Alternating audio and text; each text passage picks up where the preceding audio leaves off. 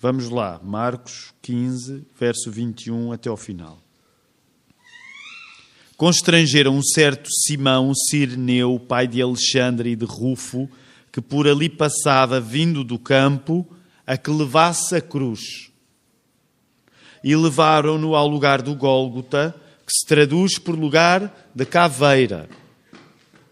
E deram-lhe a beber vinho com mirra, mas ele não o tomou. E, havendo-o crucificado, repartiram os seus vestidos, lançando sobre eles sortes, para saber o que cada um levaria. E esta era a hora terceira, e o crucificaram. E por cima dele estava escrita a sua acusação: o Rei dos Judeus. E crucificaram com ele 2 salteadores, um à sua direita e outro à esquerda. E cumpriu-se a Escritura que diz: com os malfeitores foi contado. E os que passavam blasfemavam dele, meneando as suas cabeças e dizendo: tu que derribas o templo e em 3 dias o edificas, salva-te a ti mesmo e desce da cruz. E da mesma maneira, também os principais dos sacerdotes, com os escribas, diziam uns para os outros, zombando: salvou os outros e não pode salvar-se a si mesmo. O Cristo, o Rei de Israel, ó Cristo, Rei de Israel, deixa agora da cruz para que o vejamos e acreditemos. E também os que com ele foram crucificados o injuriavam. E chegada a hora sexta, houve trevas sobre toda a terra até a hora 9. E à hora 9, Jesus exclamou com grande voz, dizendo: Eloi, Eloi, lama sabachthani, que traduzido é: Deus meu, por que me desamparaste? E alguns dos que ali estavam, ouvindo isto, diziam: eis que chama por Elias. E um deles correu a embeber uma esponja em vinagre e, pondo-a numa cana, deu-lhe a beber, dizendo: deixai, vejamos se virá Elias tirá-lo. E Jesus, dando um grande brado, expirou. E o véu do templo se rasgou em 2, de alto a baixo. E o centurião que estava defronte dele, vendo que assim, clamando a expirara, disse: verdadeiramente este homem era o Filho de Deus. E também ali estavam algumas mulheres, olhando de longe, entre as quais também Maria Madalena e Maria, mãe de Tiago o Menor, e de José e Salomé, as quais também o seguiam e o serviam quando estava na Galileia, e muitas outras que tinham subido com ele a Jerusalém. E chegada à tarde, porquanto era o dia da preparação, isto é, véspera do sábado, chegou José de Arimateia, senador honrado, que também esperava o reino de Deus, e ousadamente foi a Pilatos e pediu o corpo de Jesus. E Pilatos se maravilhou de que já estivesse morto. E chamando o centurião, perguntou-lhe se já havia muito que tinha morrido.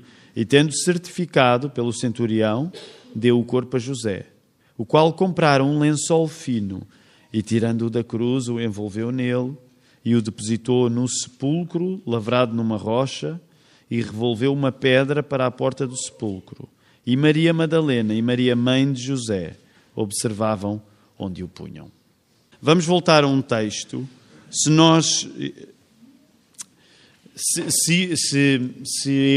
eu mandasse no meu pregar, eu gostaria que este fosse o texto que, quando prego, fosse mais emocionante para as pessoas, porque é o texto que fala na morte de Jesus. E se estivesse ao meu alcance eu mexer nos sentimentos de cada um, este era o sermão em que eu gostaria que o coração de cada pessoa se partisse ao pensar naquilo que Jesus fez. Mas eu não tenho essa capacidade de interferir diretamente com aquilo que cada pessoa sente, e nem sequer vou tentar fazer desta mensagem uma mensagem diferente das outras. Sempre que o Evangelho é pregado, independentemente do texto que estamos a ler, nós queremos que o Espírito Santo faça isso, que toque o nosso coração, que mude. Agora, eu também vou assumir uma coisa que pode parecer estranha, tendo em conta o texto que nós estamos a ler, que é o texto da morte de Jesus por nós. Que, curiosamente, se calhar às vezes são textos que não são assim tão pregados, ou que ficam mais para os acontecimentos especiais da Páscoa, e calhou no Natal estarmos neste texto. Mas a coisa que pode até parecer um pouco estranha, é que eu vou chamar a atenção não tanto para a morte de Jesus, apesar de ser impossível a morte de Jesus não estar a marcar este sermão e todos os sermões bem pregados, mas para as reações à morte de Jesus. Daí que o título desta mensagem se chama Uma Cruz que Afasta, porque primeiro nós vamos ver 3 gestos de afastamento diante da cruz e uma cruz que atrai também.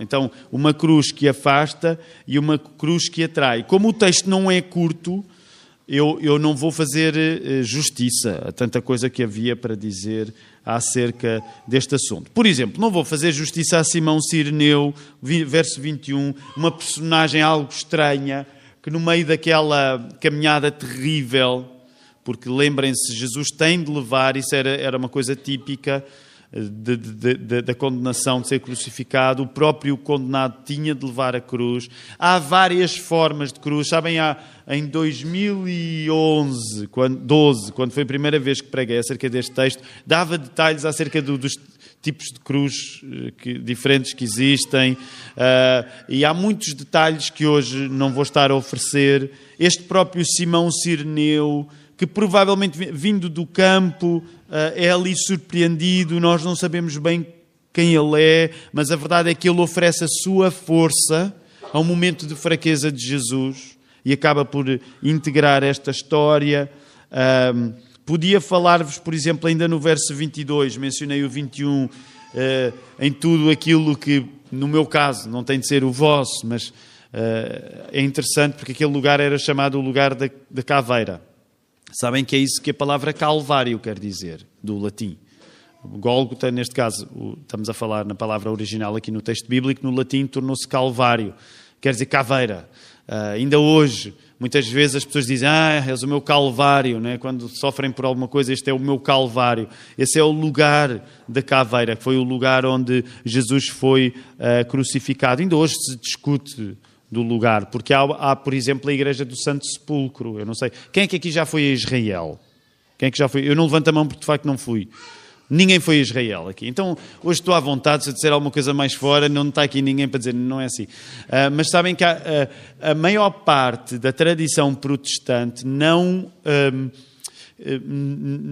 considera que a Igreja do Santo Sepulcro está no lugar certo. Há até quem indique que provavelmente o lugar está mais próximo de um parque de estacionamento atual e há muitos debates. De qualquer maneira, para nós como somos evangélicos, como a nossa fé não depende daquilo que vemos e dos objetos, nós não precisamos de saber com certeza o lugar, porque não está mais Deus no lugar onde Jesus morreu do que está aqui em Algés. Já pensaram nisso? Então, por causa disso, são detalhes que, tendo o seu interesse, não são fundamentais para nós. O verso 23... podia falar-vos um pouco mais acerca da bebida que eles dão, que era uma mistura de vinho com mirra, tinha um efeito... É interessante, porque tanto servia o efeito desta bebida, tanto podia provocar um estado de estupefacção, como podia provocar um estado de anestesia. Okay? Há muita coisa interessante em cada verso e que eu não vou conseguir falar-vos disso. Logo de seguida, podia falar no verso 24, naquilo que é a continuação que vimos a semana passada, que é eles a tomarem sortes para ficar com a roupa de Jesus. E a maneira como, a partir deste verso, já tinha começado antes, o absurdo, o fazer pouco daquilo que está a acontecer com Jesus, fica no texto. Okay? As pessoas vão fazer muito pouco do muito que Jesus está a fazer. Porquê? Porque a resposta mais fácil que nós damos a alguma coisa que não encontramos um sentido é fazermos dessa coisa ridícula. Quando alguma coisa parece não ter um sentido, e se for uma coisa trágica, como a morte de alguém, e naquele caso a morte de Jesus, o mais fácil é fazer piada de uma coisa que não se entende.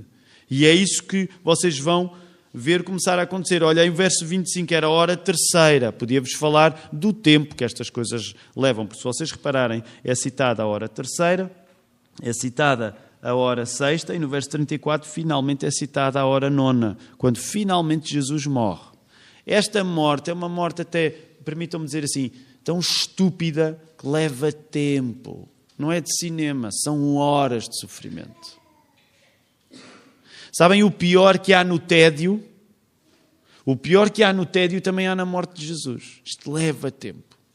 Porquê? Porque esta é um tipo de morte que de facto era uma morte lenta, que como tu vais a ver à frente, o próprio Pilatos fica admirado que Jesus já tivesse morrido tão cedo. Porque um morto, antes dele ser morto, uma pessoa condenada à cruz podia estar horas, muitas horas até morrer. Porque não te vou dar detalhes, mas, por exemplo, o que está em causa na morte de alguém crucificado é que a pessoa não morre, por exemplo, do sangramento quando eventualmente, foi o caso de Jesus, foi ferida. A pessoa morre do corpo a ceder, e o corpo a ceder no cansaço provoca asfixia. Portanto, reparem, se já seria mau nós pensarmos que uma pessoa naturalmente com pregos a perfurar o pulso, a perfurar os pés, a perfurar o lado, se isso já seria um sofrimento imenso que poderia levar à morte, mas reparem, nem sequer é isso que leva à morte. É asfixia, é perda de ar. Nenhum de nós morreu ainda, mas nenhum de nós quer morrer com falta de ar. Mas é uma morte por asfixia que estava aqui em causa. Agora reparem, uma asfixia que vai acontecendo no tempo, nas horas muitas que passam. Podia falar-vos no verso 26, uma vez mais, acerca da relação que existe com este rótulo, que acaba por ser um rótulo de escárnio, o rei dos judeus. Não se esqueçam, quando não encontramos sentido para uma coisa terrível que está a acontecer, o melhor é gozar, o melhor é fazer pouco. E vocês sabem, isso acontece-nos muitas vezes. Nem todos teremos o mesmo sentido de humor. Há uns que podem ter mais sentido de humor do que outros. Dependendo do sentido de humor, o sentido de humor de uns é mais negro do que outros. Não é? Uns podem ter um sentido de humor, às vezes, até um pouco sádico. Mas este tipo de sentido de humor sádico é aquilo que está a acontecer aqui. O fazer pouco da pessoa que foi condenada, rei dos judeus. E reparem, não vai ficar aqui, olha lá para o verso 27. Este Jesus é crucificado com 2 salteadores. Portanto, reparem que grande rei, que está no meio da confusão de 2 bandidos. E, verso 28, cumpriu-se a Escritura que diz, e com os malfeitores foi contado. Porque isto já estava previsto no Velho Testamento.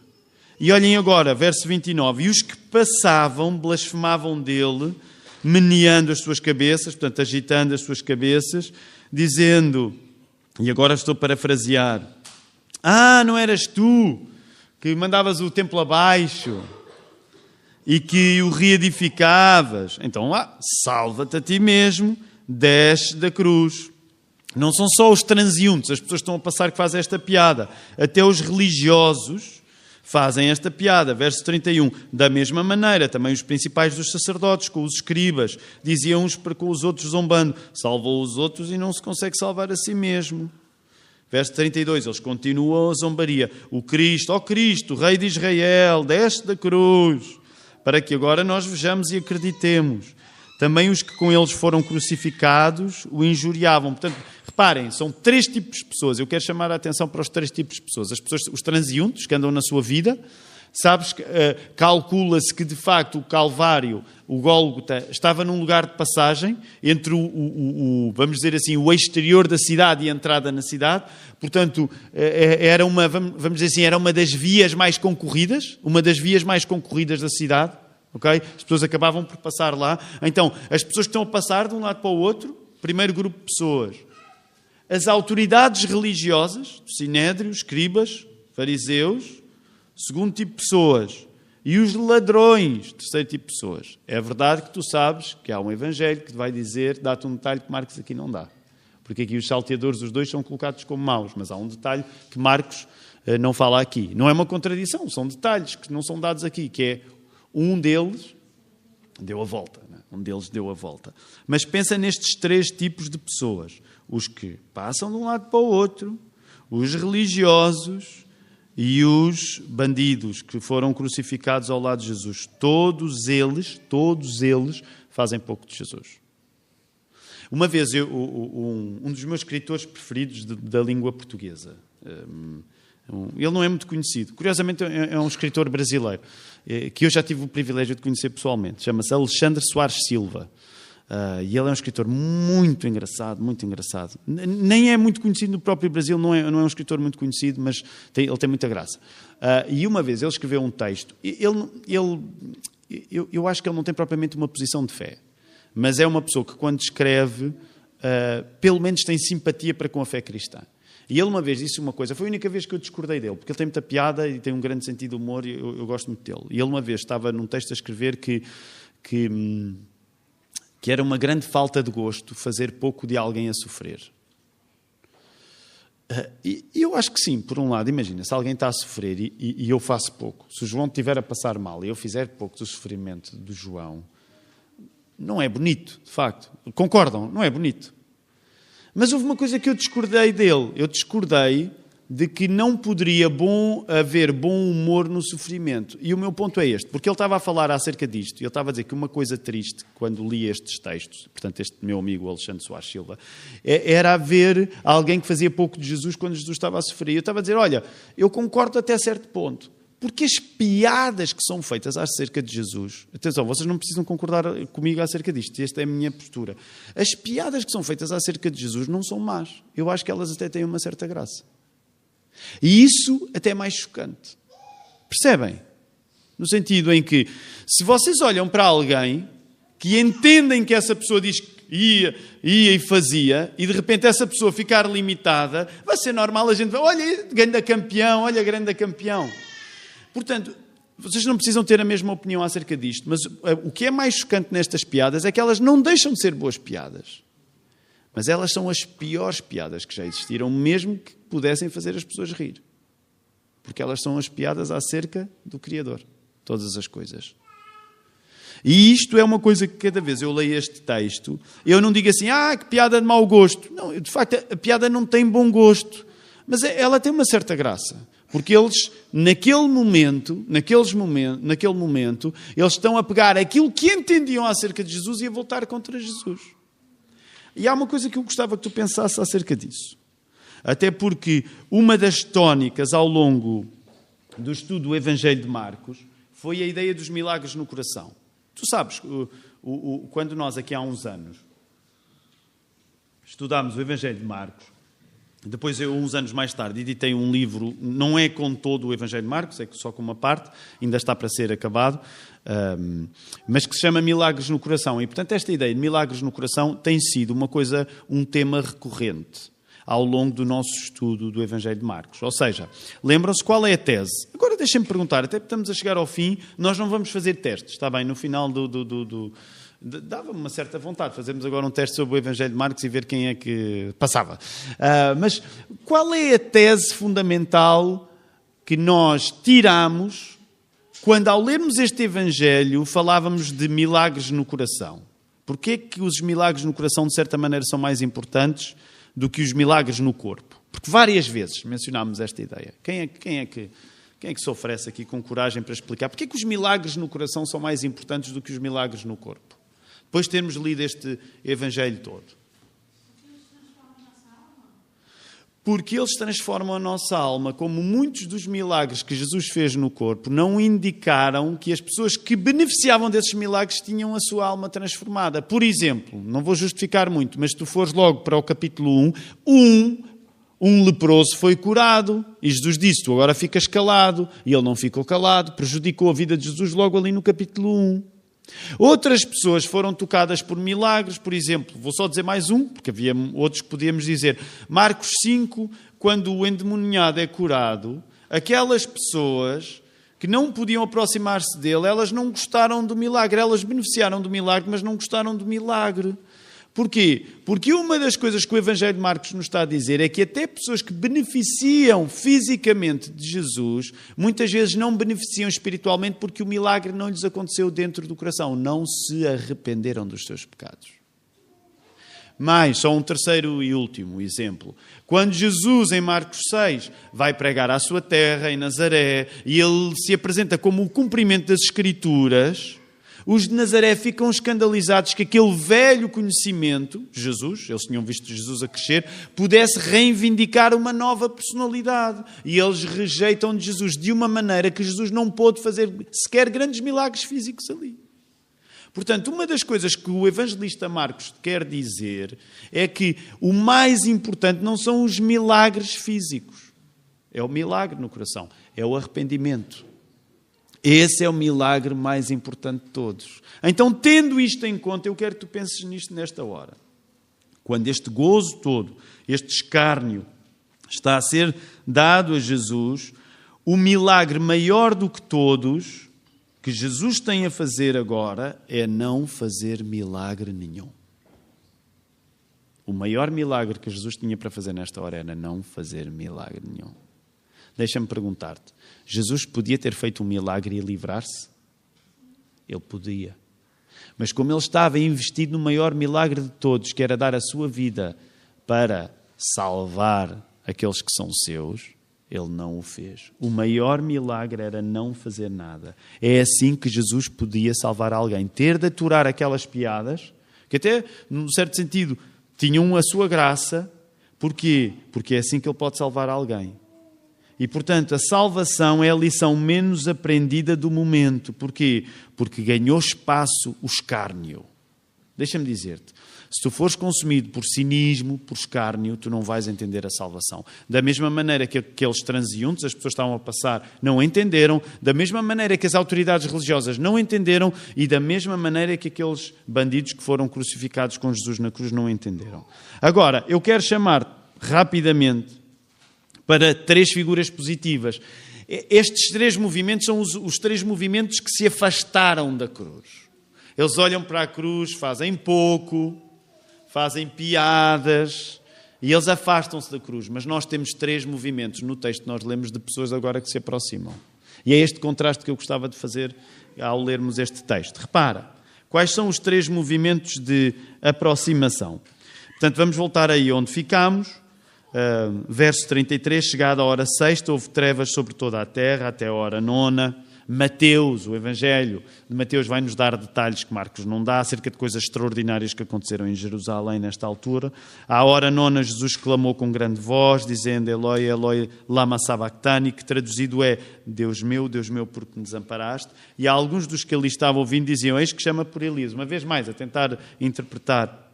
E um deles correu a embeber uma esponja em vinagre, pondo-a numa cana, deu-lhe a beber, dizendo: deixai, vejamos se virá Elias tirá-lo. Uma vez mais, aquela piadinha na hora. E Jesus, dando um grande brado, expirou. E é assim que Marcos conta o momento mais importante da história da humanidade. Dando um grande brado, Jesus expirou. O véu do templo se rasgou em 2, alto a baixo. E o centurião, e agora a partir do verso 39, falei-vos 3 movimentos de afastamento e agora 3 movimentos de aproximação. Os 3 movimentos de aproximação são das pessoas de quem menos se espera.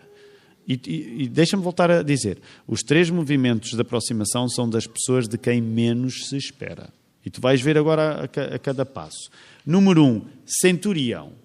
O que é que se esperava de um centurião romano? Naquele contexto, o que é que vocês acham que se esperava de um soldado romano? Esperava-se coisa boa do soldado romano? Pelo contrário. Deixa-me dizer-te, não é a única vez que o Novo Testamento elogia soldados romanos. Há 3 exemplos positivos de soldados romanos. Agora é esta mesmo para quem lê a Bíblia, mesmo crentes, mesmo aqueles crentes que vão para o céu mesmo. Portanto, quem é que se lembra de outros 2 soldados romanos bons?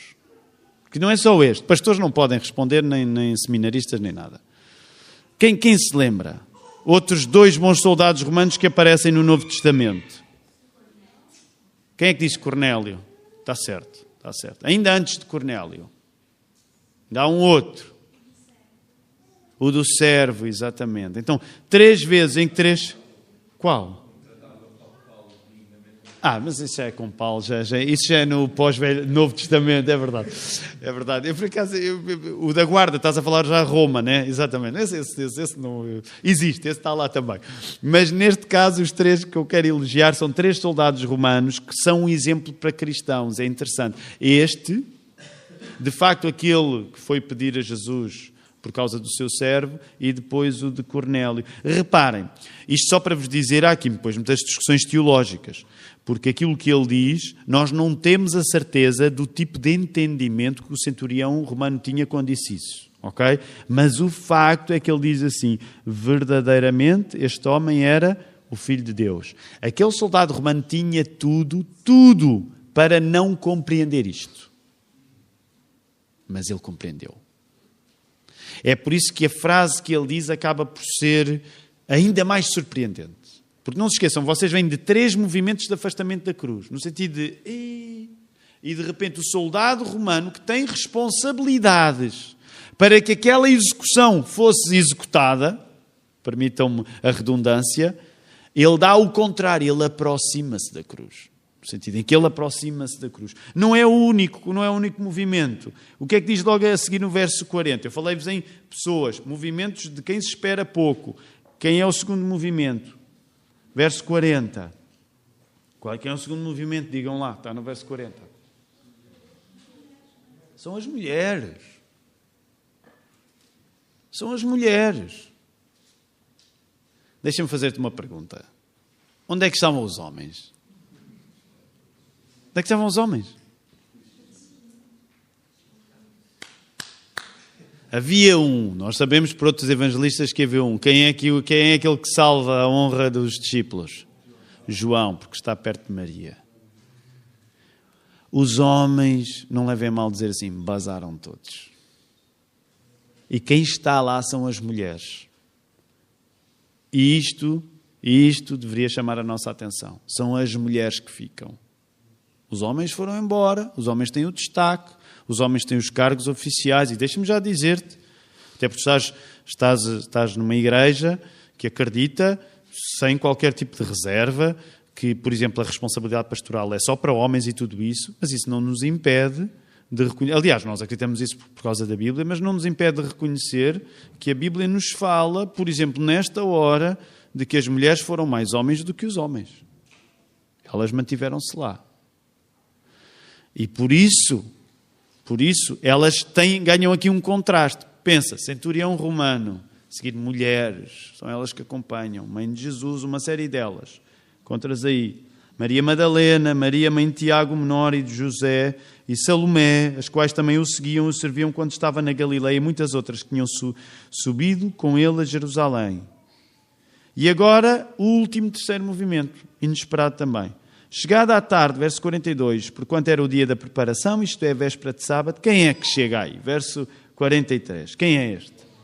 José de Arimateia, senador honrado, que também esperava o reino de Deus e ousadamente, está aí a dizer ousadamente,